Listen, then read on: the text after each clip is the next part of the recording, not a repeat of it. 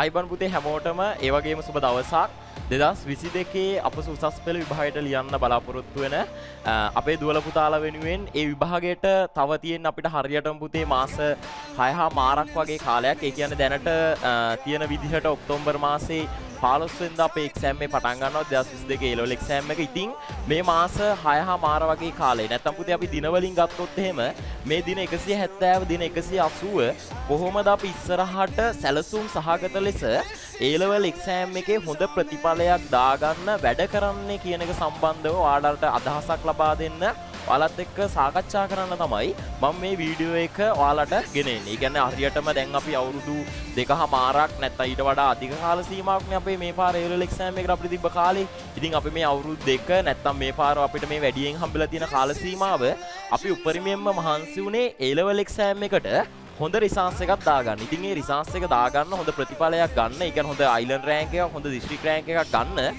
අපිට අවසාන ඉතුරු වෙලා තියෙන කාල සීමාව කොහොමද අපි වැඩ කරගන්න ඕනේ ඒ අපේ ඉලක්කයට යන්න. අපි පුතේ අපේ හීනයක් තියෙනවා, අපේ ඉලක්කයක් තියෙනවා නම් ජපුර විශ්වවිද්‍යාලයන් ඒකට යන්න අපි කොහොමද මේ දින 180 හරියට වැඩ කරගන්න ඕනේ. අපිට ඔයාගේ දිස්ත්‍රික්කයේ පළවෙනියා වෙන්න නම් ඔයා බලාපොරොත්තු වෙන්නේ ඒ සඳහා ඔයා කොහොමද වැඩ කරගන්නේ. ඒ වගේම අපි කියමුකෝ මේ හොඳට වැඩ කරගෙන ආපු හොඳ ඉලක්කයක් තියෙන ළමයෙක්ගේ හීනේ කියලා. අපි කියමුකෝ ඔයා පුතේ මේ වෙනකන් හොඳට වැඩ කරගන්න හම්බුන්නේ නැහැ. ඒ කියන්නේ ඔයාට හරියට නෝට් ටික නෑ වාගාව.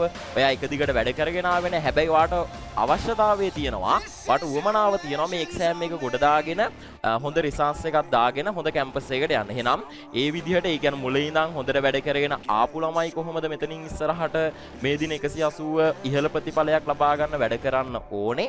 ඒ වගේම තවදුරටත් වැඩ කිරීම සිදු කරපු නැති හැබැයි උනන්දු වෙන්න කැමති, උත්සාහ වෙන්න කැමති, Tamanට ඉලක්කයක් තියාගෙන වැඩ කරන්න කැමති ළමයි කොහොමද ඒ ඉලක්කය හදාගෙන ඒ ඉලක්කය වෙත යන්න වැඩ කරන්න ඕනි කියන එක ගැන අපි පොඩ්ඩක් අද කතා කරමු. ඉතින් පුතේ දැන් ඔයා BST විෂය ධාරාව කරනකොට මම සබ්ජෙක්ට් තුනටම අදාළවත් එක සාකච්ඡා කරන්නම් පොඩ්ඩක්. ඔයා BST කරනවා, ඒ වගේම SFT, ඒ වගේම තුන්වෙනි කාණ්ඩය තුල ඔයා ICT හෝ ඇග්‍රි තමයි අපේ ගොඩක් ළමයි කරන්නේ. ඉතින් මේ විෂය ධාරා තුනෙන් ඔයාට මම ප්‍රධාන වශයෙන්ම BST ගැන ඒ වගේම අනිත් විෂයන් දෙක ගැනත් යම්කිසි සුළු අවබෝධයක් ඔයාලට ලබා දෙන්න. ඉතින් පුතේ ඔයා දන්නවා දැන් BST තමයි අපේ සබ්ජෙක්ට් එක තුල ඉසෙට් එක තීරණය කරන විෂය ධාරාව වෙලා තියෙන්නේ. ඒ වගේම අපි හැමෝම දන්න දෙයක් තමයි අඩුම ඒ සාමාර්ථ ප්‍රමාණයක් එන්නේ අපේ මේ විෂය ධාරාවනේ. අපි හැම දන්න 2020 පුතේ ලංකාවේම ළමයි 14000 15000ක් වගේ ලියනකොට ඒ ළමයි 14000 15000න් ලංකාවටම තිබ්බේ 110කටත් වඩා අඩු ප්‍රමාණයක්. ඉතින්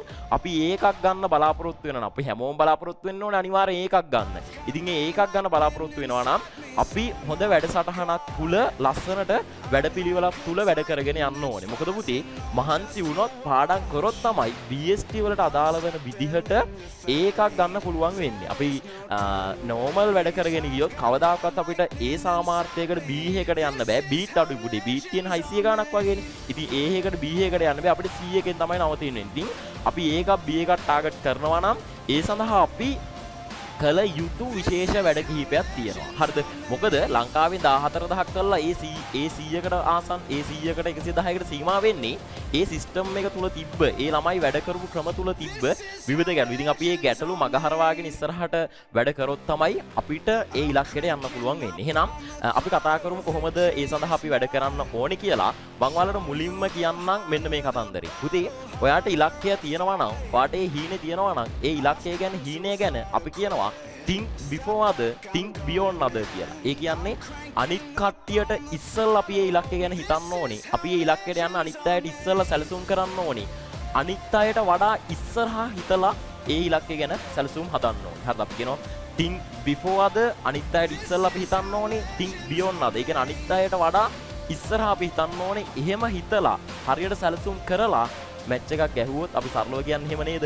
අර මැච් එකක් ගැහුවොත් වැඩසටහනක් කරොත් තමයි අපිට මේක ගොඩ දා ගන්න පුළුවන්. හරිද? එහෙනම් ඒ අදහසක් තියාගෙන අපි බලමු කොහොමද අනිත් අයට ඉස්සෙල්ලා අපි හිතන්නේ අනිත් අයට වඩා ඉදිරියට කොහොමද අපි හිතලා වැඩ කරන්නේ මේ එක්සෑම් එකට කියලා. හරිද?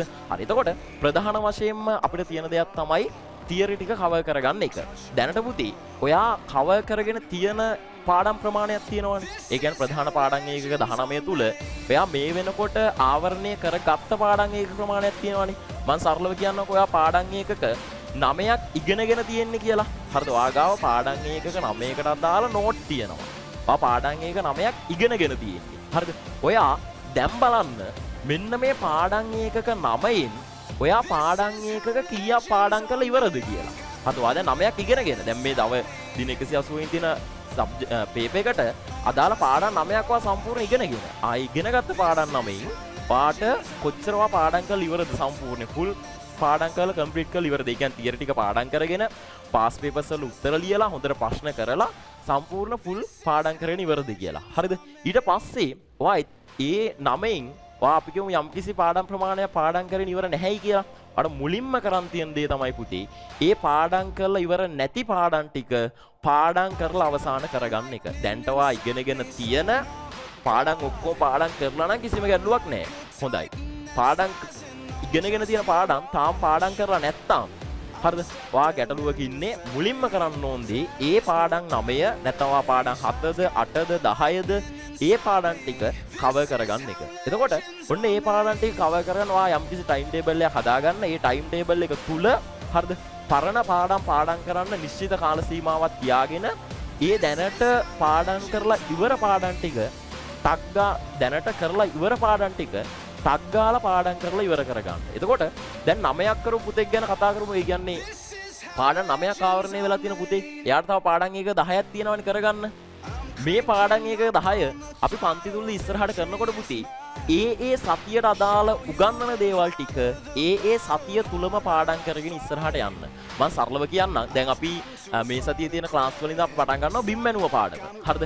අපි කියමුකෝ හෙට ක්ලාස් එක කියලා සෙන්සුරාදා ක්ලාස් එකට සම්බන්ධ වෙන ළමයෙක් කියලා. හරි. වා බිම් මැනුව පාඩමේ සෙන්සුරාදා පැය 2:00 ක්ලාස් එක ඉගෙන ගන්න දේවල් ටික ඒ දවස තුල නැත්නම් ඊට පස්සේ දවස තුල අනිවාර්යෙන් හොඳට පාඩම් කරලා අවසන් කරගන්න. ඊළඟට වායි සතිය දවස ගෙනවන ක්ලාස් එකක්. ඒ දවස තුලත් ආයි බිම් මැනුම ඉගෙන ගන්නවනේ. ඒ දවස තුල ඉගෙන ගන්න දේවල් ටිකත් ඒ දවස තුල පාඩම් කරලා ඉවර කරගන්න.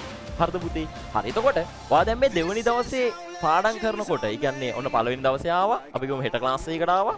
ඊට පස්සේ ආයිත් ඔයා ඒ ක්ලාස් එක ඒ දවසේ පාඩම් කරගත්තා. ඊළඟට අපි ගමු ඔයා ඊළඟ සතියේ සන්තා ක්ලාස් එකකට ආවා කියලා. ඒ දවසේ ටිකත් ඒ දවසේ හවස පාඩම් කරනවා කියමුකෝ. ඒක පාඩම් කරනකොට අර මුලින්ම පාඩම් කරපු ඒවා ටිකත් ආවර්ජනය කරමින් තමයි එදා දවසේ ඉගෙනගත්ත දේවල් ටික පාඩම් කරන්නේ. හරිද? ඊට පස්සේ සතියෙත් එහෙමයි. ඊට පස්සේ ආයි සෙන්සුරාදාවක් නෙන්නේ. ඒ සෙන්සුරාදාවත් ඔයා ඉගෙනගෙන ක්ලාස් ඉවරලා ගෙදර ගිහිල්ලා ඔයාගේ ටයිම් ටේබල් එකට අනුව එදා දවසේ පාඩම් කරන් තියෙන ඒ ටයිම් එක තුල ඔයා පාඩම් කරනකොට මේ දවසේ දේවල් ආවර්ජනය කරනවා. මේ දවසේ දේවල් ආවර්ජනය කරනවා. ඒ කියන්නේ ආයිත් මතක් කරගන්නවා. ඒ වගේම මේ දවසේ තුල ඉගෙනගත්ත දේවලුත් ඔයා පාඩම් කරනවා. ඉතින් පුතේ මෙන්න මේ ක්‍රමයට හරිද? අපි කියමු දැන් ඊළඟ දවසේ කියලා. මම දවස් 4ක් වාලා අරගෙන පෙන්නන්නම්කෝ. ඔන්න ඊළඟ දවසේ ඔයා ක්ලාස් ගිහිල්ලා එනවා. ක්ලාස් ගිහිල්ලා ඇවිල්ලා එදා දවසේ තුල ඉගෙනගත්ත දේවල් ටික පාඩම් කරන්න හදන්නේ. ඒව පාඩම් කරන් හදනකොට ඔයා මොකෝ කරන්නේ? පළවෙනි දවසේ ඉගෙනගත්ත දේවල් ටිකත් ආයිත් මතක් කරගන්නවා. දෙවෙනි දවසේ ඉගෙනගත්ත දේවල් ටිකත් මතක් කරගන්නවා. හරිද? ඔයාලා මතක් කරගන්න විතරනේ තියෙන්නේ. ඒවා පාඩම් කරගෙනනේ තියෙන්නේ. තුන්වෙනි දවසේ ඉගෙනගත්ත දේවල් ටිකත් පාඩම් මතක් කරගන්නවා. ඊට පස්සේ ඒ දවසේ ඉගෙනගත්ත දේවල් ටික පාඩම් කරනවා. හරි. ඉතින් මෙන්න මේ විදිහට අපේ එදිනෙදා ඒ පාඩම් ඉවර වෙනකොට ඒ ඉවර වෙන දේවල් ටික ඔයා එහෙම පාඩම් කරගෙන ගියොත් තමයි මෙතනින් ඉස්සරහට මේ ඉතුරුලා තියෙන පාඩම් ඒකක 10 ඔයාට ලස්සනට ඉවර කරගන්න පුළුවන් වෙන්නේ. ඒ කියන්නේ ඔයා කියමු මෙහෙම ඔයා වොන්න හිතන් ඉන්නවා. ඔයා යන යම්කිසි පාඩමක් ඉගෙන ගන්න පාඩමක් තියෙනවනේ. ඒ පාඩම ඉවරනාට පස්සේ මම පාඩම් කරනවා. එහෙම කරන්න යන්න එපා. මේ ඉදිරි කාලය තුල අනිවාර්යෙන් ඒ සතියට අදාළ උගන්වන දේවල් ටික ඒ සතිය තුලම ඉවර කරගන්න. එතකොට පාඩම දවස් 4කින් ඉවර වෙනවා. අපි කියමු මාසෙකින් පාඩම ඉවර වෙනවා කියලා. ඒ පාඩම ඉවරනකොටම ඔයා සම්පූර්ණ පාඩම පාඩම් කරලා ඉවරයි. අනික එකපාරකුත් නෙමෙයි. ඔයා මේ පාඩම සතියෙන් සතිය මතක් කර තමයි මාසෙම පාඩම පාඩම් කරන්නේ. එතකොට සම්පූර්ණ පාඩම ඉවර වෙනකොට ක්ලාස් එකේ හරිද? ඔයා පාඩම් කරලා ඉවර වෙනවා. ඉතින් පුතේ ඔයාට මේ ඉතුරු වෙලා තියෙන පාඩම් එක ගන්න 10ද 12ද 7ද 1ද 2ද ඒ හැම එකක්ම මේ විදිහට කරන්න. හරිද? එහෙනම් ඔන්න මන් තියරි වලට අදාළ පාඩම් කරන විදිහ ගැන පොඩි අවබෝධයක් ලබා දුන්නා. අපි මේවා ගැන තව කතා කරමු. අපි ෆිසිකල් ක්ලාස් වල හැමතිස්සෙම කතා කරනවා. ඉදිරියට කතා කරන්න මම ඔයාලා විවිධ වැඩසටහන් සංවිධානය කරලා දෙනවා. හරිද? ඉතින් දැන්ට එහෙනම් ඉවර තියරි පාඩම් 9 අපි පාඩම් කරලා ඉවර කරගමු. ඉස්සරහට අපි ඉගෙන ගන්න පාඩම් ඒ සති තුල කවර් කරගමු. පැහැදිලි ගාන්දරේ එහෙම තමයි ඉස්සරහට තියෙන කාලේ අපිට මනාව කළමනාකරණය කරගන්න ඕන නම් අපිට වැඩ කරන් තියෙන්නේ. නැත්නම් අපි පාඩමක් ඉවර වෙනකම් බලන් හිටියොත් තාම පාඩම් 9යිනේ. තව පාඩම් ටිකක් ඉවර වෙනකම් මම බලන් ඉන්නවා. එතකොට වාහිතයි තාම 9යි තව පාඩම් 10ක් තියෙනවා ඉගෙන ගන්න. ඒ 10න් යම් කිසි ප්‍රමාණයක් ඉගෙන ගත්තට පස්සේ මම පාඩම් කරනවා. එහෙම කරොත් එහෙම වාට මොකෝ වෙන්නේ? අවසානයේ යනකොට වාට හිතා ගන්න බැරි වෙනවා මොන පාඩමද පාඩම් කරන්නේ. මම මොන සබ්ජෙක්ට් එකේ මොන විෂයේ මොන පාඩමද පාඩම් කරන්නේ කියලා. හරිද? ඒකින්ද මේක සබ්ජෙක්ට් තුනටම අදාළයි. හරිද? ඔයා BST වලට මේක කරනවා වගේම හරිද? SFT වලටත් ඔයා අනිවාර්යයෙන් මේක කරන්න. SFT වල පාඩම් 11ක් ඉවර නම් ඒ ඉවර පාඩම් 11 දැන්ට පාඩම් කරලා ඉවර කරගන්න. ඒකේ අදාළ පාස් පේපර්ස් ටික කරලා ඉවර කරගන්න. ඊට පස්සේ ඉස්සරහට එන එක එක පාඩම ඒ පාඩම යනකොටම පාඩම් කරගෙන යන්න. සබ්ජෙක්ට් තුනම සම්බර කරන්න පුළුවන් වාට. ඇග්‍රි වලත් එහෙමයි. ICT වලත් එහෙමයි. හරිද? ඒකින්ද දැනට තියරි ටික කවර් කරගන්න තියෙන හොඳ ක්‍රමයක්. හරිද? ඒකින්ද ඔයා මොන දේ කරත් අපි කියමු ඔයා වැඩ කරගෙන ආපු ළමෙක් කියලා. ඒ කියන්නේ ඔයා අනිවාර්යෙන් මේ පාඩම් කරගෙන ඉවරයි. හරිද?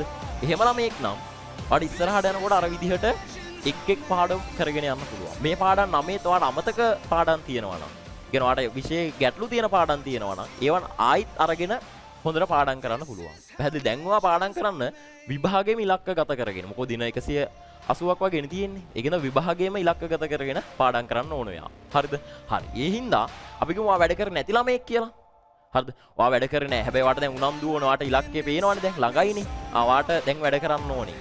එහෙනම් ඔයා කරන් තියෙන මුලින්ම මේ පාඩම් 9 පාඩම් කරන්න වැඩි මහන්සියක් යොදවන්න. ඒ මහන්සිය යොදවනකොටම අර ටිකක් කන්ටිනියු කරගෙන යන්න. නැත්තම් ඔයා මේකට මහන්සි වුණා කියමුකෝ. ඒතකොට ඔයාට ආයිත් තව පාඩම් ගොඩක් එකතු වෙලා. ආයිත් ඔයා ඒකටත් මහන්සි වෙන්න වෙනවා. ඒකින්ද දැන් ඔයා වැඩ කරලා නැත්තම් මේ පාඩම් එකකට 9 හරිද? මුලින්ම හොඳට මහන්සි වෙලා ගොඩ දාගන්න. ඒත් එක්කම අර ඉස්සරහට එන පාඩම් ඉගෙන සතියෙන් සතිය ඉගෙන ගන්න පාඩම් ටික හරිද? ඔයා ඒ සතිය තුල පාඩම් කරලා ඉවර කරගන්න. ඉතින් ඒ විදිහට පුතේ වාගේ ඔය තියරි වලට අදාළ පාඩම් ටික ආවරණය කරගන්න පුළුවන්. ඒ වගේම ඒ පාඩම් ටික පාඩම් කරගන්න පුළුවන්. මොකද BST කියන්නේ පාඩම් කරන්න ඕන සබ්ජෙක්ට් එක කටපාඩම් නෙමෙයි. අවබෝධයෙන් පාඩම් කර යුතු සබ්ජෙක්ට් එක.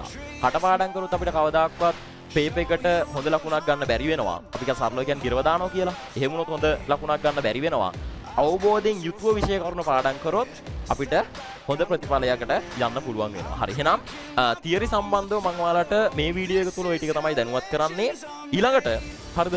මම ඔයාලට කියනවා පේපර් සම්බන්ධව. අනිත් එක තමයි පුතේ ගොඩක්ම වැදගත් දෙයි. දැන් මේ අපි විභාගයට ගොඩක් ලං වෙලා ඉන්න හින්දා පේපර් කරන ප්‍රමාණය. දැන් අපි දන්නා අපේ පන්තිය තුල නම් අපි ක්ලාස් එක පටන් ගන්නකොට දෙනවා knowledge remind quiz paper කියලා. අපි ඒක ඉස්සරහට නම් කරනවා knowledge remind quiz morning paper කියලා.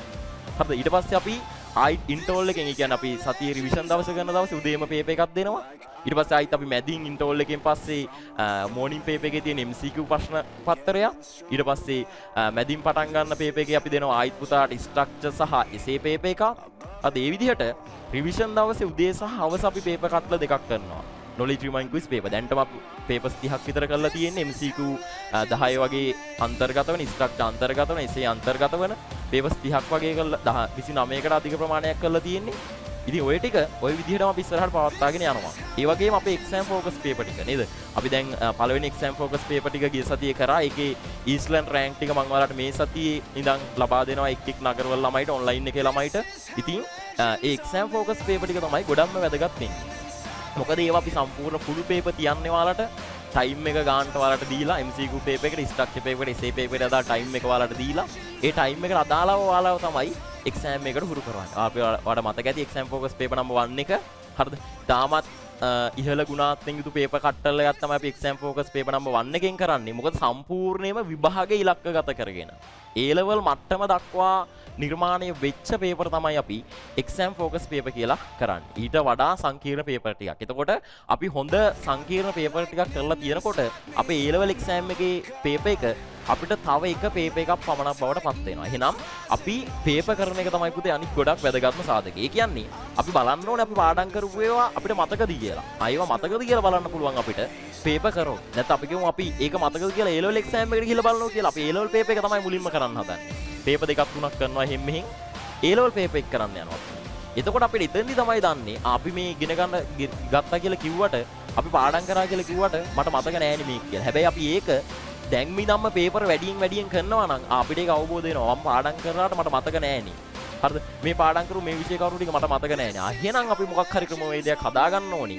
ඒ පාඩම් කරපු මතක නැති විෂය කරුණු ආයෙ මතක් කරගන්න. පාඩම් කරලා නැති විෂය කරුණු වලින් ප්‍රශ්න එනකොට අපි තේරෙනවා මම ඒක ඇල පාඩම් කරලා නැහැ. එහෙනම් මම ඒක පාඩම් කරගන්න ඕනේ. අන්න ඒකින්ද පේපර්ස් කරන එක ගොඩක් වැදගත් වෙනවා. හරිද? එතකොට පන්තිය තුල අපි ඔයාලට knowledge remind quiz paper ටික යනවා ඉස්සරහට. හරිද? එතකොට මේ knowledge remind quiz paper ඉස්සරහට වෙන ප්‍රමාණය වැඩි වෙනවා. දැන් අපි 29ක් කරලා තියෙනවානේ. ඒ 29න් සෙන්සුරාදා ඉරිදා කියන දවස්වලත් හැම සතියකම ඉස්සරහට knowledge remind quiz paper එකක් දෙනවා. පන්තිය පටන් ගන්න ඉස්සෙල්ලා MCQ paper එකක්. ඒ වගේම සතියේ තුල දවසේ කරන පන්තිය තුල knowledge remind quiz paper දෙකක් දෙනවා. ඒකේ උදේම MCQ paper එකක්.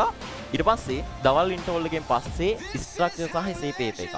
හරිද? එතකොට ඒ ප්‍රශ්නත් එදිනෙදා දෙන papers මෙතනින් ඉදිරියට තියෙන පන්තිවල ඒ දවස් තුලම සාකච්ඡා කරමින් තමයි ඉස්සරහට යන්නේ. එතකොට අපි ප්‍රශ්න කරනවා වගේ මේ ප්‍රශ්න සාකච්ඡා කිරීම තමයි ගොඩක් වැදගත්. මොකද ඒ තුලින් තමයි අපි MCQ එකක් කරනකොට MCQ එකෙන් හරි උත්තර එළියට ලබා ගන්න විදිය ගැන අපි හොඳ අවබෝධයක් ගන්න. හරිද? හරි. එහෙනම් ඒ knowledge remind quiz paper ටික ඊට පස්සේ අනිත් එක අපි කරන exam focus paper. හරිද? exam focus paper ටික එතකොට exam focus paper number 1 කරලා තියෙන දැනට. එතකොට ලබන සතියේ වෙනකොට ඔයාලට exam focus number 2 එකට ලියන්න පුළුවන් වෙනවා. එතකොට ඒකත් අපි බොහෝ දුරට උත්සාහ කරනවා සතියක් ඇර සතියක්. හරිද? සම්පූර්ණම විභාග ඉලක්කගත කරගෙන මේ විභාග මට්ටමටම දක්වා නිර්මාණය කරන අපි විසින්ම නිර්මාණය කරන paper කට්ටය ඔයාලට කරන්න. ඉතින් අපි එහෙම exam focus paper මම අරමුණු කරලා මම ඔයාලට රෑන්කින් ලබා දෙමින් හරිද? papers සංඛ්‍යාව 15කට අධික ප්‍රමාණයක් අපිට 10කට වඩා වැඩි ප්‍රමාණයක් අනිවාර්යෙන් අපි පන්තිය තුල ඉස්සරහට එනකොට කරනවා. එතකොට මේ full papers 10ක් 15ක් කරා කියන්නේ ඒවා අවසානයේට ඔයාගේ අර A level exam එකේ paper එක තවත් ඔයාලට exam focus paper එකක් වෙන්න පුළුවන්. exam paper එක වෙන්න පුළුවන්. හරිද? මොකද ඔයාලට තියෙන normal ඔයා දන්නවා දාන්න ඕන වැඩ ටික. ඔයා දන්නවා MCQ ටික කොහොමද time එකට manage කරගන්න ඕනේ. ඒවා paper 10ක් 15ක් exam එක විදිහටම ලියලා ගිහිල්ලා තියෙන්නේ. ඔයා දන්නවා structure එක කොහොමද හරියට ඉලක්කගත කරලා ප්‍රශ්න වල උත්තර ලියන්න ඕනේ කියලා. අපි සාකච්ඡා කරනවා ඊට පස්සේ රචනා ප්‍රශ්නෙට කොහොමද point out කරලා ඒ අදාළ මාකින් එකේ ලකුණු දෙන විදිහට අපි ලකුණු ගන්න කියලා. ඉතින් ඒකින්ද ආපුතේ පුළුවන් තරම් papers කරන්න. හරිද? papers කිරීම වගින් තමයි ඔයා ඉගෙනගත්ත දේවල්, ඔයා පාඩම් කරපු දේවල් ඔයාට මතකද? හරිද? ඔයා මොනවද කරන්න ඕනි කියන එක ගැන අවබෝධයක් එන්නේ. හරි නැත්නම් A level exam එකේ paper එකම කරන්න ගියොත් ඊට ඉස්සෙල්ලා paper දෙක තුනක් විතරක් කරොත් එහෙම ඔයාට අවබෝධයක් එන්නේ නැහැ. ඔයා මොනවද ඉගෙනගෙන තියෙන්නේ? ඔයාට ඉගෙනගත් දේවල් වලින් මොනවද ගැටලු තියෙන්නේ? ඔයාට පාඩම් නැත්තේ මොනවද? අන්න ඒව ගැන අවබෝධයක් එන්නේ නැහැ. හරිද? එහෙනම් අපි ඒ ඉලක්කය තුල ඒ කියන්නේ exam focus 10ක් 15 විභාග ඉලක්ක ගත කරගත්ත papers 10ක් 15 knowledge remind quiz paper දැන් අපි 29 යනවනේ අපි අඩුම 100 දක්වාවත් අපිට මේ යන විදිහට හැම දවසකම කරලා හරිද වැඩි ප්‍රශ්න ප්‍රමාණයක් අපි වට එකතු කරනවා. මොකද වැඩියෙන් මහන්සි වුණොත් වැඩියෙන් වැඩ කරොත් තමයි ඒකට අදාළ ලස්සන ප්‍රතිඵලයක් අපිට ලබා ගන්න පුළුවන්. අපි කියන්නේ කට්ටක් කෑවොත් ඒ කට්ටට අදාළ සුන්දර දෙයක් අපි ගාව ලබා ගන්න පුළුවන් කියලා. ඒ කට්ටේ රහ අපිට කවදා හරි විඳින්න පුළුවන් කියලා. ඉතින් ඒකින්ද අපි මහන්සි වෙලා පාඩම් කරලා papers වැඩි වැඩියෙන් ලියලා හරිද මේ papers ලිවීම හුරු වීම මකින් A level paper එක හැමතිස්සෙම කියනවා වගේ තවත් එක paper එකක් පමණක් අපි කරගන්න ඕනේ. හරි. එහෙනම් paper සම්බන්ධව වාට ඔය අවබෝධය තියාගන්න ඕනේ. අපි ඉස්සරහට ඒ වගේම වාට මම රචනා ප්‍රශ්න හුරු කරවන්න වෙනම වැඩසටහනක් දැන් පන්තිය තුල ක්‍රියාත්මක කරගෙන යනවා. වාට හැම සතියකම වාට ගෙදර homework paper එකක් දෙනවා අපි රචනා paper එකක්. ඒ රචනා paper එක තුල මේ සතියේ දුන්න රචනා paper එකත් දැන් ඔයාලා ලබන සතියේ එනකොට ලියාගෙන ඉන්න ඕනේ. එතකොට ඒකට අපි මාකින් එකක් දීලා ඒකේ ප්‍රශ්න සාකච්ඡා කරලා හරියටම රචනා ප්‍රශ්න වල හුරු කරමු. මොකද රචනා paper එක කියන්නේ ඒ රචනා paper එකේ දෙන රචනා ප්‍රශ්න අපි හරියටම ලිව්වේ නැත්නම් අපි ගාව සමහර ළමයි ගාව විෂය දැනුම හොඳට තියෙනවා. හැබැයි රචනා ප්‍රශ්නෙට ඒ විෂය දැනුම දාන විදිහ දන්නේ නැහැ. ඒ විෂය දැනුම ප්‍රයෝගී කරගෙන රචනා ප්‍රශ්න ලියන විදිහ දන්නේ නැහැ. හරි ස්ට්‍රක්චර් එක දන්නේ නැහැ. ඉතින් ස්ට්‍රක්චර් එකට අපි හුරු කරවන්න ඕනේ. ඒ ස්ට්‍රක්චර් එකට හුරු කරාට පස්සේ ඒක වාගේ ඇඟටම එනවා. එතකොට ඔයාට නිකන් රචනා ප්‍රශ්න කියවනකොට විෂය කරුණු වාගේ මතකේ තියෙනවා නම් ඔයාට නිකම්ම රචනා ප්‍රශ්න ලියන්න විතරයි තියෙන්නේ. හරිද? ඉතින් ඒක හුරු කරන්න තමයි ඔයාලට අපි හැම සතියකම ඔය homework paper එක හරහා homework රචනා paper එකේ මම structure paper උත් ඉස්සරහට structure ප්‍රශ්නත් ඉස්සරහට දාන්න බලාපොරොත්තු වෙනවා. හරිද? ඉතින් ඒ හරහා අපි පාව හුරු කරවන්න. එතකොට ওই විදිහට දවස් අපි දැන්ට වාට දුන්නේ සතියේ MCQ රචනා ප්‍රශ්න 5ක් වගේනේ. එතකොට ඔහොම කරගෙන ගියොත් අපි රචනා ප්‍රශ්න 100ක් වගේ කරගන්න පුළුවන්. අපි ඉස්සරහට යනවා තව රචනා ප්‍රශ්න ප්‍රමාණය වැඩි කරමු. එතකොට අපිට 150ක 200ක විතර homework ඒ කියන්නේ ගෙදර වැඩ වශයෙන් රචනා ප්‍රශ්න ටික ලියන්න පුළුවන්. එතකොට අපි රචනා ප්‍රශ්න වැඩියෙන් කරනවා කියන්නේ ඔය ප්‍රශ්න තුල තියෙන ප්‍රශ්නම අපිට A level exam එක තුලට මේ සම්භාවිතාවක් තියෙනවා. හරිද? හරි. ඊළඟට දැන් අපේ විෂය ධාරාවේ ඊළඟ ගොඩක් වැදගත්ම දේ මොකක්ද? පැට්‍රිකල් ටික නේ. දැන් 2022 අපිට පැට්‍රිකල් මොකද වෙන්නේ? දැන් අපි ඉස්සරනම් පුතේ හොඳට පැට්‍රිකල් ක්ලාස් ඒ නගරවල ඔන්ලයින් හරිද වෙන වෙනම එක් දවස්වල කරානේ. හැබැයි දැන් මේ ඉදිරියට තියෙන කාලවකවානුත් එක්ක ඔයාලට විශේෂිත පැට්‍රිකල් කිරීම සඳහා පමණක් අමතර දින දානවා. අනිත් පැට්‍රිකල් හැම එකම, ඒ කියන්නේ තියරි වලට අදාළ අනිත් පැට්‍රිකල් හැම එකක්ම ඔයා සතියේ දවසේ එන පන්තියේ තියෙන, ඒ කියන්නේ රිවිෂන් වශයෙන් සම්බන්ධ වෙන පන්තියේ තියෙන අන්නේ පන්තිය අවසානයේදී ඔයාට මම කියලා දෙනවා. ඒ කියන්නේ දැනට තිබ්බ හැම පැට්‍රිකල් ක්ලාස් එකකදීම මම ඔයාට කියලා දීලා ඔයාලා ලව්ව තනි තනියෙන් පැට්‍රිකල් එක කරානේ. ටයිම් එක අපිට හොඳට තිබ්බා. හැබැයි ඉස්සරහට තියෙන ටයිම් එක අපි මැනේජ් කරගන්න ඕනේ. ඒ ටයිම් එක අපි උපරිම ඵලදායීතාවයෙන් ප්‍රයෝජනය ගන්න ඕනේ.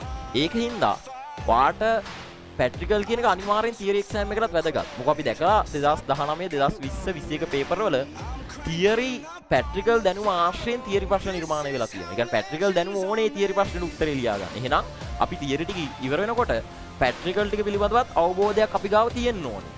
එහෙනම් පුතේ මම ඔයාලට ඒක එහෙනම් අපි අවබෝධය ලබා ගන්න එපේ. ඒ සඳහා අපි සතියේ තියෙන දවසේ පන්ති අවසාන පැය නැත්නම් පැය එකමාර තුල ඒ අපි ඉගෙන ගන්න තියරි පාඩමට අදාළ අපේ පැට්‍රිකල් ටික මම ඔයාලට වෙන වෙනම කරලා ඒ භාණ්ඩ පාවිච්චි කරන විදිහ ඒවයි තියරිය හරිද? ඒවයි පැට්‍රිකල් එකේ තියෙන විශේෂ කරුණු මොනවද? එතනින් කොහොමද තියරි පැත්තට ප්‍රශ්නයක් බර වෙනවා නම් මොන විදිහටද බර වෙන්න පුළුවන්? අන්න ඒව ගැන අපි ඔයාලට පැට්‍රිකල් ටික කියලා දීගෙන යනවා ඉස්සරහට. හරිද? පැට්‍රිකල් ටික එක් සතියට අදාළ වෙන විදිහට ඒ සතිවල අදාළ වෙන පැට්‍රිකල් ටික ඉස්සරහට කියලා දීගෙන යම සිදු වෙනවා. ඊට පස්සේ ඔයාලා එක්සෑම් එක ඉවරනාට පස්සේ ඒ කියන්නේ ඔක්තෝබර් මාස එක්සෑම් එක ඉවරනාට පස්සේ නොවැම්බර් මාස ඉවරනාට පස්සේ ඔයාලා තනියෙන් අර අපි මේ දක්වා කරගෙන ආපු විදිහට ඔයාලට වෙන වෙනම ටයිම් දීලා ඒ ටයිම් එක තුල ඔයාලව ගෙන්නලා වෙන වෙනම පැට්‍රිකල් වැඩසටහන ඔයාගේ පැට්‍රිකල් එක්සෑම් එකේ ලකුණු 30 ඉලක්ක ගත කරගෙන ඔයාට තනියෙන් පැට්‍රිකල් එක කරන්න පුළුවන් විදිහට අපි වැඩසටහන සූදානම් කරනවා. අපි දැන් 2021 ඔයාලගේ අයියලක්ලා වෙනුවේ මේ වෙනකොට ස්පොට් ටෙස්ට් 150 200ක් වගේ ප්‍රමාණයක්, පැට්‍රිකල් 30ක් වගේ ප්‍රමාණයක්, තව යාලට මාස එකමාරක් දෙකක් විතර දෙනවා පැට්‍රිකල් එක්සෑම් එකට. දැන්ටම අපි කම්ප්ලීට් කරලා අවසానයි. ඉතින් ඒ වගේම ඊට වඩා වැඩසැලැස්ම හොඳ වෙලා, ඊට වඩා වැඩසැලැස්ම වැඩි වෙලා හොඳ පැට්‍රිකල් ක්ලාසයක් අනිවාර්යෙන් ඔයාලට 2022 පැට්‍රිකල් එක්සෑම් එක වෙනුවෙන් අපි සූදානම් කරනවා. එහෙනම් දැන්ට මතක තියාගන්න පැට්‍රිකල් වල අපි වෙනම දවසක් දාලා ඔයාලව ගෙන්නුවොත් අර ඔයාලගේ ටයිම් එකේ තියෙන ගැටලුවත් එක්ක අපිට පොඩි ගැටලු සහගත තත්ත්වයක් ඇති වෙන්න පුළුවන්. ඉතින් ඒක අපිට වළක්වා ගන්න පුළුවන් කොහොමද? අපි කරන්න ඕන අනිවාර්යෙන් පැට්‍රිකල් කරේ නැත්නම් අපිට හොඳ ප්‍රතිඵලයකට යන්න බැරි වෙනවා. ඒකින්ද අපි තියරි පන්ති අවසන් වෙනකොට රිවිෂන් පන්ති අවසන් වෙනකොට දැන් අපි ගිය සතිවල එහෙම පන්තිවල කරා පැට්‍රිකල් කිහිපයක්. හරි එහෙම අවසන් වෙනකොට අපන් වාට අවබෝධය ලබා දෙනවා එක් පැට්‍රිකල් එක සම්බන්ධව කරලා පෙන්නනවා, භාණ්ඩ පාවිච්චි කරලා පෙන්නනවා. එතකොට වාට අවබෝධ වෙනවා පැට්‍රිකල් එක සම්බන්ධව. වාට කොහෙන් හරි පැට්‍රිකල් එක සම්බන්ධ කරලා තියරි ප්‍රශ්නයක් නිර්මාණය වුණොත් තියරි පේපර් එකට ගැටලුවකින් තොරව උත්තර ලියන්න පුළුවන් වෙනවා. ඊට පස්සේ අපි තියරි පේපර් එක ඉවරනාට පස්සේ ඊට පස්සේ අපි කරලා පෙන්නන්න ඕනේ මේවා දේවල් ටික.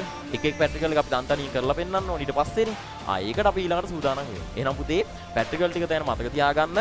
හරිද? පැට්‍රිකල් අනිවාර්යෙන් බලන්න ඔයාලා. ඒ කියන්නේ තියරි ටික පාඩම් කරනකොට ඒ පාඩම වල අදාළ පැට්‍රිකල් ගයිඩ් එක වාගාව තියෙනවා නම් ඒ පැට්‍රිකල් ගයිඩ් එකෙන් බලන්න මොනවද කියන පැට්‍රිකල්, ඒ පැට්‍රිකල් වල කොහොමද ඒක කරන්න තියෙන්නේ, ඒකේ මොනවා හරි විශේෂ කරුණු තියෙනවද, තියරි වලට බර දේවල්, ප්‍රශ්නයක් කොහොම හරි ගැලපෙන්න පුළුවන් දේවල් හරිද එහෙම තියෙනවද කියලා බලලා අනිවාර්යෙන් ඒ සඳහා සූදානම් වෙන්න ඕනේ. හරිද? එහෙනම් අපි හොඳ සැලසුමක් හදාගන්නවා මේ ඉදිරි කාලය තුල ටයිම් ටේබල් එකක් හදාගන්න. කොහොමද වැඩ කරන්නේ? දවසට අදාළ වෙන විදිහට සබ්ජෙක්ට් තුනටම අදාළ වෙන විදිහට ටයිම් ටේබල් එක හදාගන්න. විෂයන් තුනම සම්බර කරන්න. හරිද? එහෙම සම්බර කරලා ඔයා ඉස්සරහට වැට්ටික් කරගෙන යන්න. එතකොට ඔයාට නොදැනීම ඔයාගේ අර තියෙන ඉලක්කයට ඔයා පහසුවෙන් ගිහිල්ලා. හරිද පුතේ? ඔයා ගොඩක් දඟලන්න ඕනේ දැන්. ඔයාට කරන් තියෙන්නේ ඔයාගාව තියෙන සම්පත් ටික කළමනාකරණය කරගෙන ඔයාගාව තියෙන කාලය කළමනාකරණය කරගෙන ඉස්සරහට වැට්ටික් කරන එක. ඒතකොට අනිවාර්යෙන් දවසටම එක දවසකට සබ්ජෙක්ට් තුනම කරන්න බලන්න. අපි කියමු ඔයාට පැය 12ක් ඉතුරුයි කියලා පාඩම් කරන්න. එහෙනම් ඔයා පැය 4 කාල සීමා 3ක් දාගන්න සබ්ජෙක්ට් තුනට වැඩ කරන්න. ඔයාට දවසක් තුල පැය 4ක් ඉතුරුන. අපි ගමු සඳ දවසේ ඔයාට පැය 4ක පැය 12ක කාලයක් ඉතුරුයි පාඩම් කරන්න. එහෙනම් ඔයා සඳ දවසේ පැය 12 පාඩම් කරනකොට එක විෂයකට පැය 4 ගානේ වැඩ කරනවා. මේ 4 ගානේ වැඩ කරනකොට ඔයා වැඩ කරන්න ආරම්භ කරන්න ඕනේ. ඔයාට අමාරුම විෂය ධාරාවේ. ඔයා අකමැතිම අපි කියන්නේ සාමාන්‍යයෙන් ගොඩක් ළමයි සමහර සබ්ජෙක්ට් අකමැති වෙනවනේ. අන්නේ අකමැති විෂය ධාරාවෙන් තමයි උදෙන්ම වැඩ කරන්න පටන් ගන්න. මොකද ඔයා ෆ්‍රෙෂ් පිට එහෙනම් වැඩ කරන්න පටන් ගන්න. ඔයාට අමාරු සබ්ජෙක්ට් එක. එතකොට ඔයා මහන්සි වෙන ප්‍රමාණය වැඩි ඒකට. ඒකින්ද කවදාකවත් වැඩ කරනකොට එක දවසක් තුල වැඩ කරනකොට ඔය අන්තිමට දාගන්න එපා ඔයා කැමති නැති සබ්ජෙක්ට් එක. නැත්නම් ඔයාට අමාරු සබ්ජෙක්ට් එක. එහෙම දාගත්තොත් වෙන්නේ තවදුරටත් මේ සබ්ජෙක්ට් එක වාගෙන් ඈත් වෙන එක. ඒ ඔයා අනිත් සබ්ජෙක්ට් දෙකම පාඩම් කරලා මහන්සි වෙලා තමයි ඔයාට අමාරු සබ්ජෙක්ට් එකට යන්නේ. ඒතකොට ඔයාට ඒ තිබ්බ පැය 4ක් තිබ්බොත් ඔයා දැන් හිතනවා දැන්ට මම පැය 8ක් විතර පාඩම් කරලා තියෙන්නේ. එහෙම කියලා වගේ ඔළුවට එනවා ඒවා. ඒකින්ද අමාරුම සබ්ජෙක්ට් එක උදේම පටන් ගන්න මහන්සි වෙන්නේ මේ සබ්ජෙක්ට් එකට. ඒක පාඩම් කරගෙන යනකොට ඒකත් ඔයාට ලේසිම සබ්ජෙක්ට් එකක් වෙනවා. එහෙම සබ්ජෙක්ට් එක පෙළගස්ස ගන්න. අවසානට ලේසිම එක ඔයා කැමතිම එක කරන්න. එතකොට ඔයා කැමතිම ලේසිම එකනේ ඔයා අවසානට කරන්න. එතකොට ඔයා කොහොමත් මේ පැය ගන්න, ඒ අදාළ පැය ගන්න ඔයයි සබ්ජෙක්ට් එකට වැඩ කරනවා. පැහැදිලිද? හරි එහෙනම් ටයිම් ටේබල් එක හදාගන්න. ටයිම් ටේබල් එක විෂයන් 3ටම අදාළ වෙන විදිහට සම්බර කරගන්න. මහන්සි වෙලා වැඩ කරන්න. මහන්සි වෙලා වැඩ කරගෙන ගියොත් අනිවාර්යෙන් ඔයාගේ ওই තියෙන ඉලක්කයට ඔයාලා හැමෝටම යන්න පුළුවන් පුතේ. හරිද? එහෙනම් අපි පන්ති තුලදී හම්බ වෙනු ඉස්සරහට තියෙන. එතකොට මේ සතියේ ඉඳන් පටන් ගන්නවා බිම්බැනුම් පාඩම සහ බැවිලි භෝග පාඩම. එතකොට ගම්පහ ක්ලාස් එක තියෙනවා පුතේ සෙනසුරාදා හවස 3 ඉඳන් 5:00 වෙනකම්. ඊට පස්සේ ඉරිදා තියෙනවා නුවර සහ කුරුණෑගල පන්ති දෙක. එතකොට නුවර පන්තියේ තියෙන උදේ 10:00 ඉඳන් 12:00 වෙනකම්. කුරුණෑගල පන්තිය හවස 1:00 ඉඳන් 3:00 වෙනකන් ඉරිදා. හරිද? එහෙනම් සෙනසුරාදා ගම්පහ පන්ති අපි කරනවා 3:00 5:00. ඊට පස්සේ ඉරිදා දවසේ ඉරිදා උදේ 10:00 12:00 නුවර පන්තියක්. ඊට පස්සේ 3:00 5:00 කුරුණෑගල පන්තියක් සති අන්තයේ පන්ති වශයෙන් පවත්වනවා.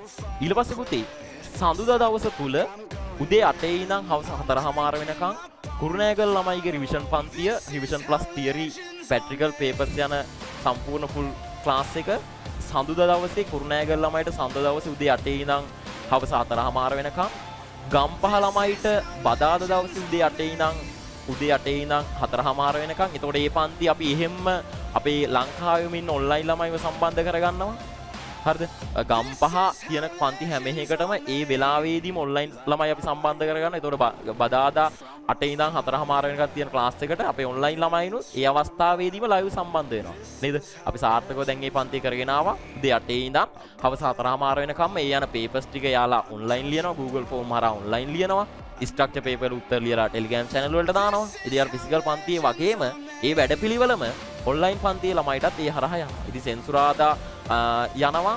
ඒ වගේම බදාදා උදේ 8:00 ඉඳන් 4:00 වෙනකම් ඔන්ලයින් ළමයිට සහ ෆිසිකල් ළමයිට ගම්පහ ෆිසිකල් ළමයිට ගම්පහ සුසිප්පන්න ආයතනයේ ඔන්ලයින් ළමයිට ඒ වෙලාවෙම ලයිව් ලබා දීම සිදු කරනවා. ඊට පස්සේ සිකුරාදා උදේ 8:30 ඉඳන් හවස 4:30 වෙනකම් නුවර ආනන්ද විද්‍යාලයේ පන්තිය පැවැත්වෙනවා. එහෙනම් අපි කුරුණෑගල පන්ති තියෙන සෙන්සිප් එකේ පුතේ. එතකොට සෙන්සිප් එකේ තියෙන ටයිම් එක මම ඔයාලට ආයිත් දල වශයෙන් මතක් කරොත් එහෙම ඉරිදා 3:00 5:00 සඳුදා 8:00 ඊට පස්සේ ගම්පහ ළමයිට තියෙන පුතේ සෙනසුරාදා 3:00 5:00 ඒ වගේම බදාදා 8:00 ඊට පස්සේ නුවර ළමයිට තියෙන්නේ ඉරිදා 10:00 12:00 සිකුරාදා 8:00 ඔන්න ඔය කියන ටයිම් ටික. ඔන්ලයින් එකේ ළමයිට බදාදා 8:00 සිකුරාදා 7:09 ඒ වගේම ලබන සතියේ ඉඳන් අඟහරුවාදා 9:12 පන්තියක් පවත්වනවා. එතකොට මේ අඟහරුවාදා 9:12 පවත්වන පන්තිය ඔන්ලයින් එකේ ළමයි, කුරුණෑගල ළමයි, නුවර ළමයි සහ ගම්පහ ළමයි කියන ළමයි හැමෝම සම්බන්ධ වෙන අපේ ඔන්ලයින් ෆුල් පන්තියක්. නේද? හරි එහෙනම් කොහොම තමයි අපි ඉස්සරහට වැඩසටහන පුතාලා ඉස්සරහ වැඩසටහන ලස්සන හදාගන්න අපි මහන්සියලා වැඩ කරගෙන යමු අපේ ඉලක්කයට යන්න. හරිද?